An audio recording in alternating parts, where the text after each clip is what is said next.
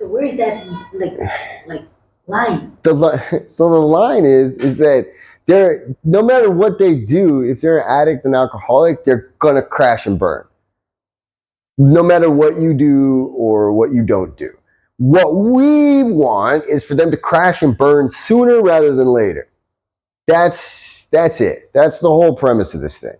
That's the whole premise of like helping an alcoholic, is helping them to crash and burn, like, but not so spectacularly that it destroys the rest of their lives. It's a fine line, and sometimes and a lot of times you can't control that, because they're going to do what they're going to do. They might get caught robbing some house or robbing some store, or doing some stupid fraud crap.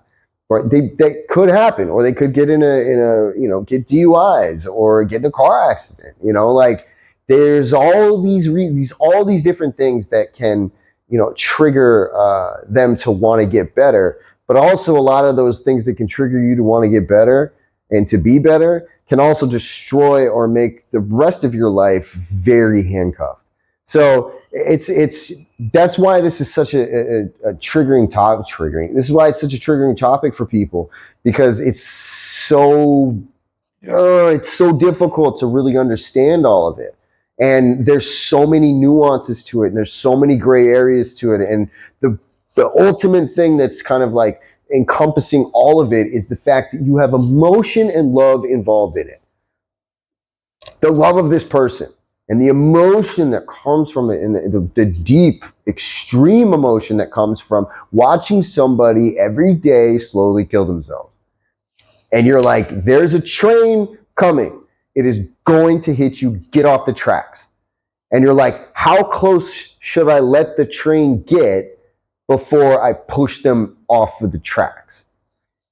That's what you're asking, right? And the reality is like, me as an outsider, right? Like me, if it's not my son, or if it's not my kids or somebody that I love, my whole job is to sit there and wait and just constantly say, you got to get off the tracks, and try every single possible way to say, look, there's this way, right? Look at all this good shit over here. You can come and do this, right? Even on that side of the tracks, go over there. And not be okay with the train hitting them, but I got no control over that. I can't push them off the tracks. It doesn't work like that. The only people that can do that are family members, people that love them. It's the only people. So, like, let's just say, it's my son that has this issue. I'm forcefully putting him into a rehab or a camp, right? Like a boys' camp. It's going to happen.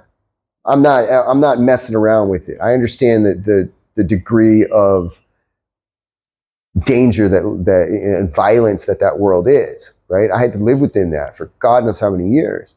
It's the fact that I'm alive is a miracle. I don't want that for my kid. There's no possible way that I'm going to willfully allow that to happen. And I'm not just going to try and intellectually try and move my way through it, meaning like, he's close to the edge now. No, kid comes home doing drugs, give him a chance. Next thing you know, he's doing drugs again. You go, okay, we're taking all this stuff away. He comes home doing drugs again. You're going to a fucking boarding camp. Like, that's how it works. And we're putting you into a rehab, and we are going to force feed this shit to you, because we're dealing with somebody who's suicidal. Suicidal people, a lot of times, they just can't be talked to. And you have to put them into an institution until they can kind of calm down a little bit.